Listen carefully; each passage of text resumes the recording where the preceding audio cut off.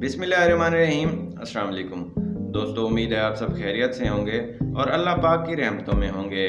Qatar ने पाकिस्तान समेत 6 ममालिक के शहरियों के दाखिले पर पाबंदी आयद कर दी है। इसके बारे में आपको तफसील से आगाह करेंगे, तो जल्दी से हमारे चैनल को सब्सक्राइब करें और बेल आइकन प्रेस करें ताकि आप भी रहें हमारी हर खबर से बाखबर।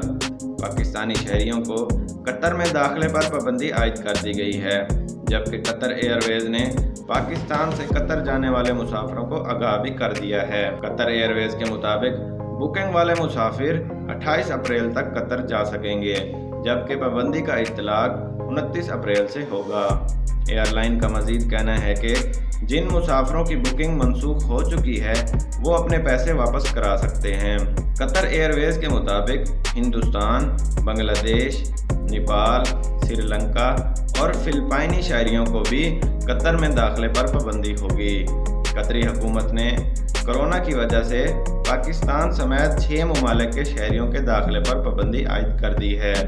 तो दोस्तों, ये एक कतर से न्यू अपडेट आई थी जो हमने आपसे शेयर की। इसी के साथ इजाज़त दीजिए। देखते रहिए online services. Thanks for watching.